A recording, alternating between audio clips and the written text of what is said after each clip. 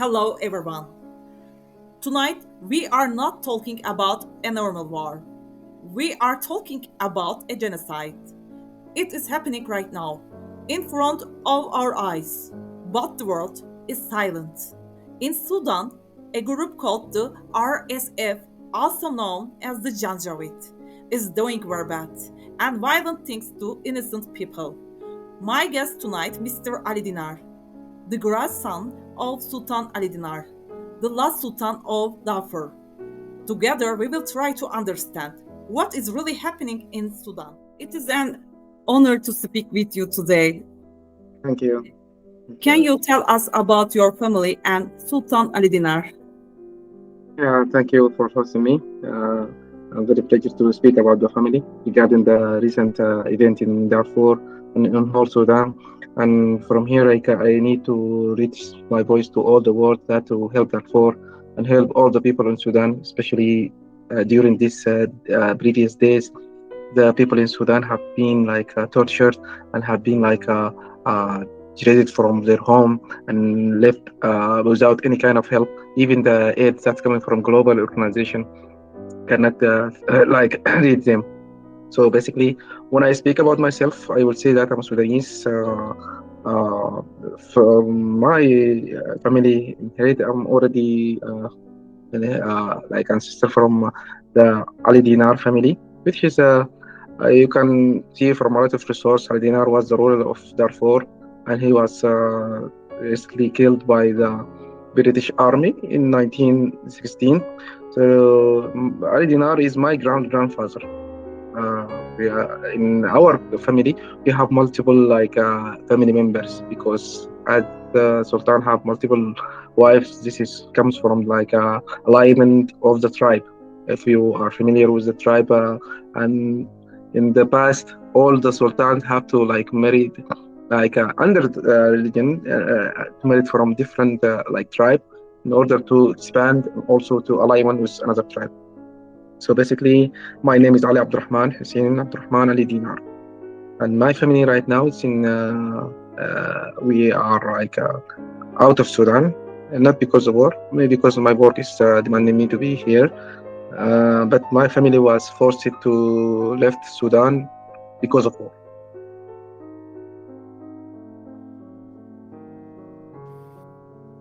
Thank you.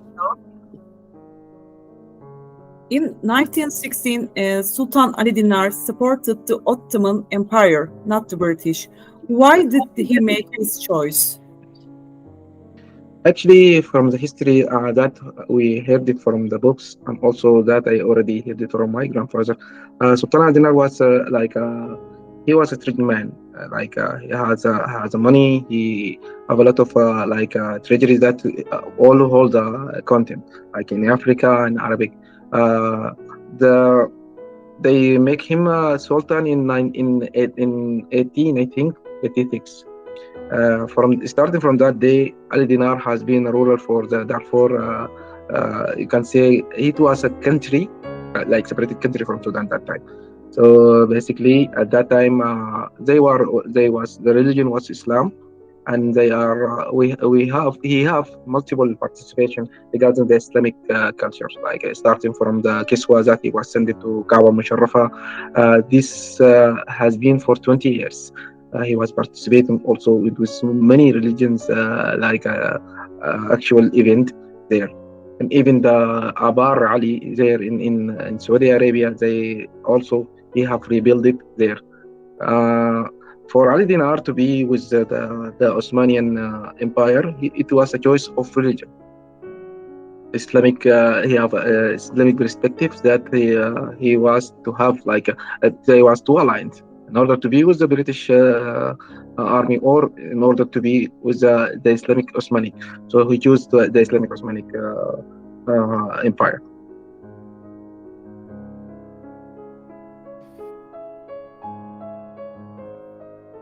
Darfur became part of Sudan and the capital moved to Khartoum.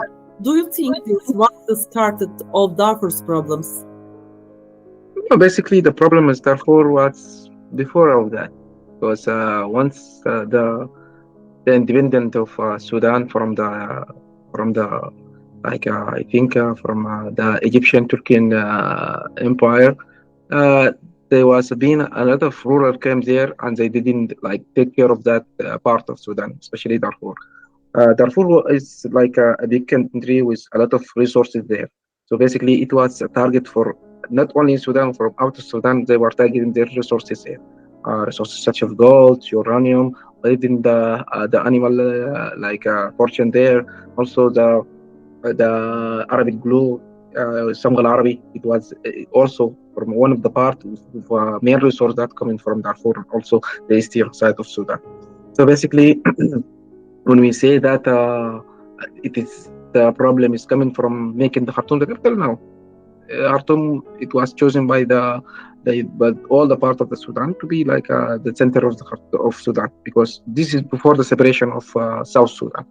But Al Fashir has been like from before that, Fashir has been like the capital of the Darfur because of the place of of Al Fashir. Al Fashir had multiple things.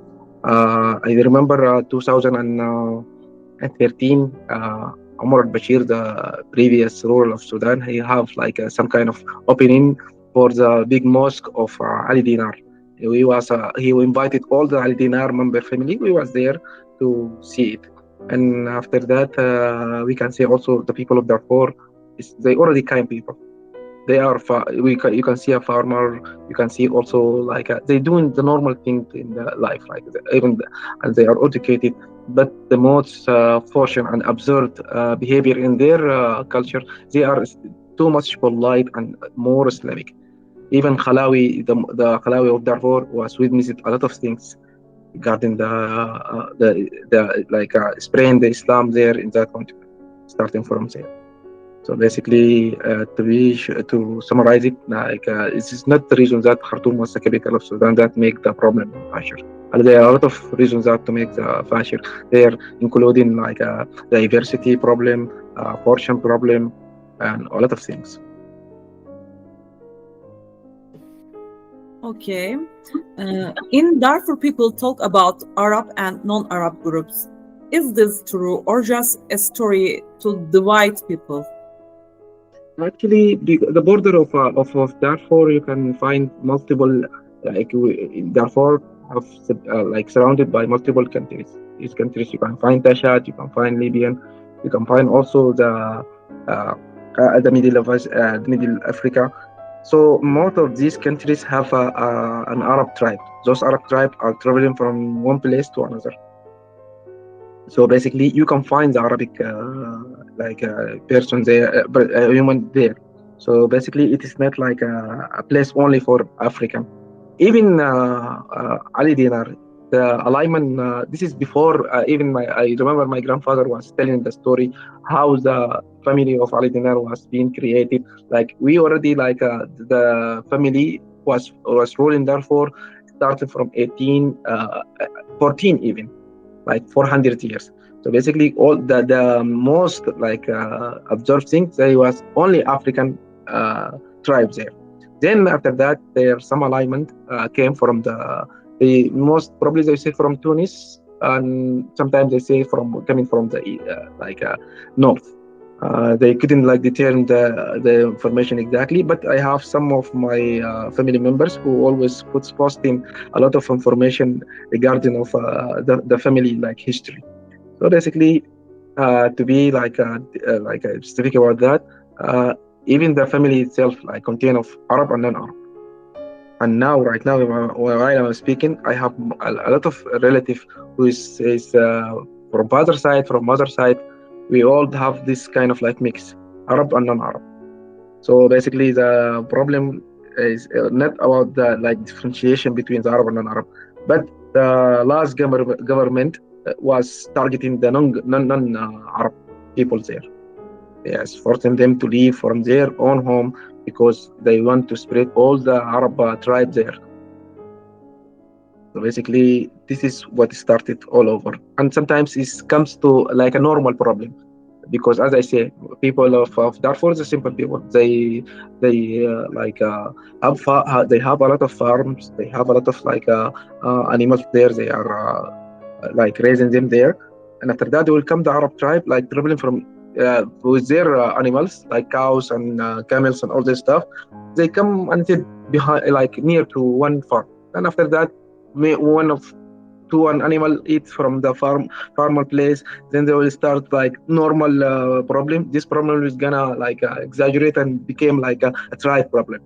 Like this problem has been since ever, but the old government like use it as like those non-African are like preventing you from like doing like from your animal from eating there and from participating your treasury right or something like that. And after that, what happened? They became some a lot of problem between Arab and non-Arab in Darfur.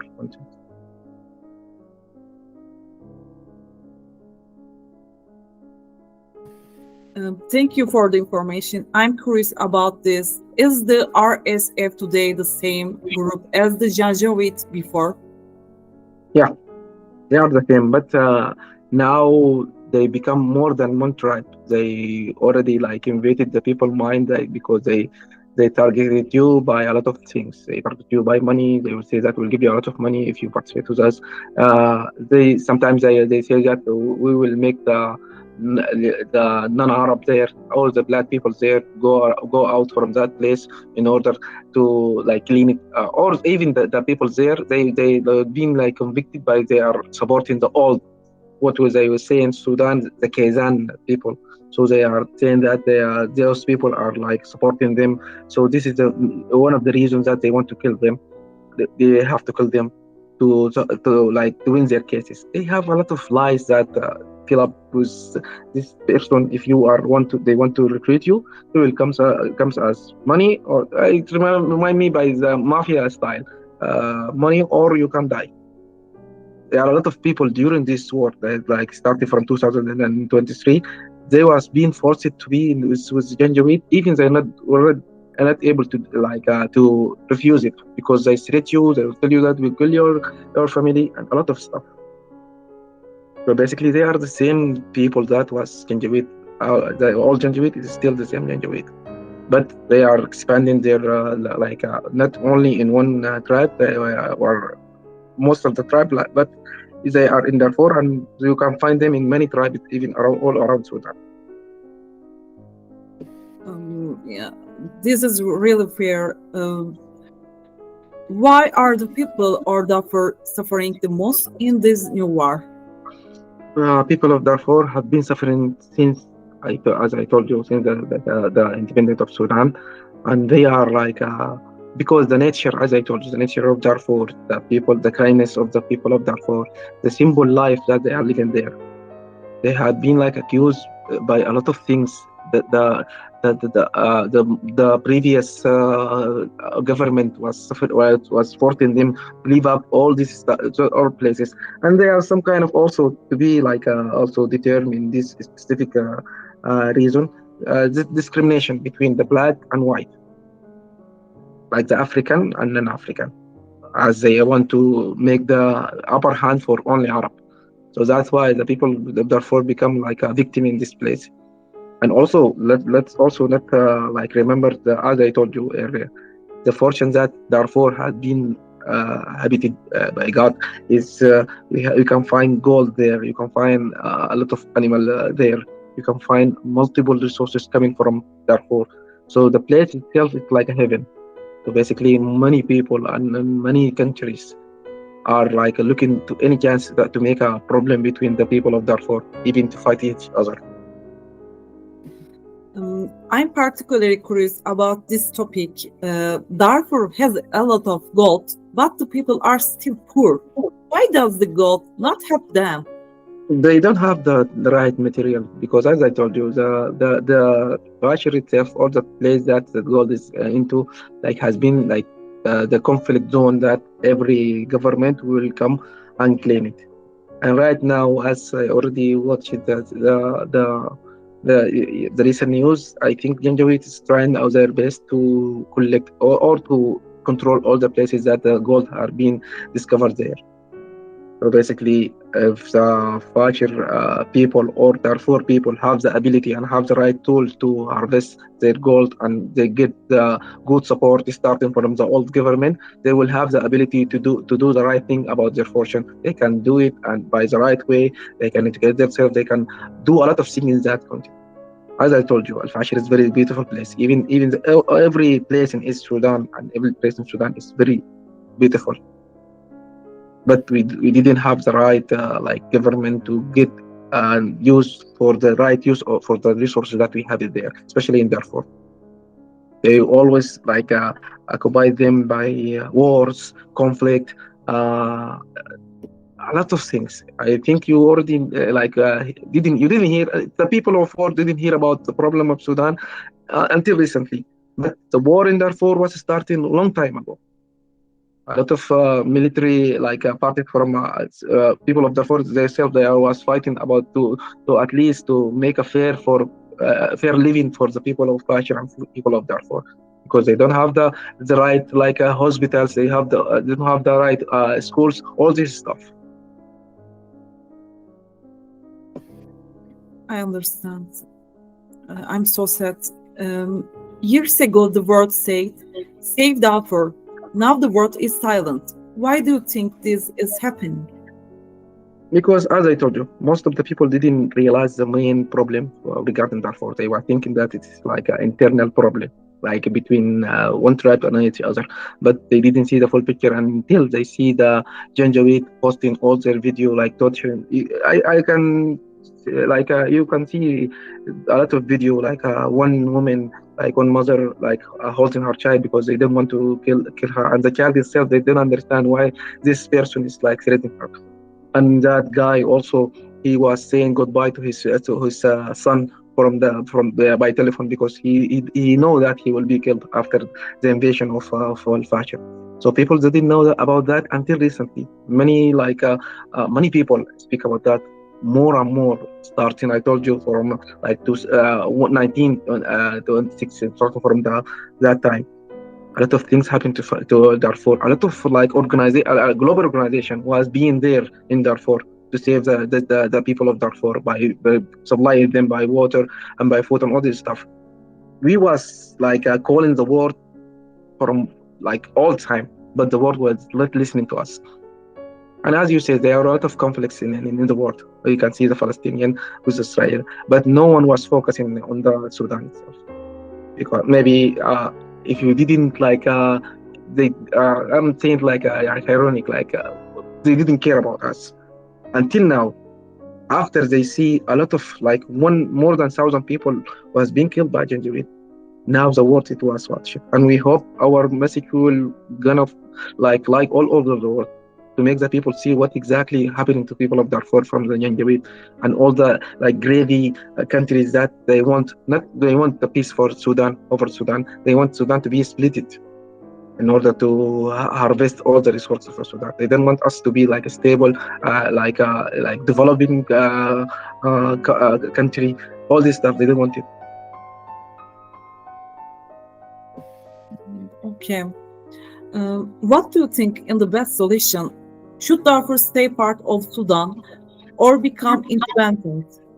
For me, I'm a united person. I love to be a part of Sudan because I was being raised and grown and educated, and also all my education level in Sudan. I will not say Khartoum because I travel all around Sudan. Sudan is a good place.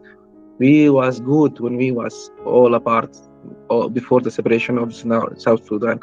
So basically, it is the nature of Sudan to be united together. I'm not a fan of separation of Darfur from Sudan, because we are all one. We are one big country called Sudan, with diversity of multiple tribes. You can find Arabic, you can find even any color that you want, any tribe that you want. All this living in harmony. But then the most problems that affected the people, the government that will come and tell us, you are white, you are black, you are non-Arabic tribe, you are. So this infected the community and society. I'm not saying that all over the Sudan, but If you are ignorance and you do not like believe in God, even Quran said لا فرق بين عجمين بين عربيين وعجمين إلا بالتقوى. So basically, this is something already Islam like from the start. It was said, don't do it. دعوها فإنها منتنة. So basically, I hope Sudan return again and all these people live in peace. But hopefully, I don't know what the world want from us. What's your message to people watching in Turkey and around the world? My message toward that in Sudan right now, people are dying. People are suffering from the bad things that happen from Janjaweed. Don't believe. Sometimes they are saying that there are a lot of people that don't want sorry, don't want Sudan to be like united. There are a lot of people don't want the world to think that the RFS is like just only defending their right. They don't have right there. They only defending because they are serving their own agenda. And the people of Darfur is not a part of that agenda. They can kill. They can do a lot of things. They wanted all the blackness, as they said, to be like out from Darfur. And many people have their own agenda to join the Janjaweed.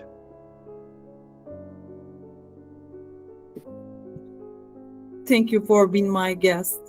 I hope the whole world hears Sudan cry for help. Thank you. And I hope the world, all the world, to hear our voices now, and we are praying for God.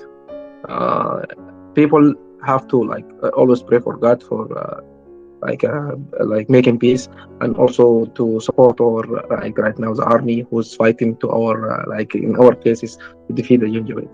So hopefully most of the world support us and donate whatever that they can to the people of Darfur.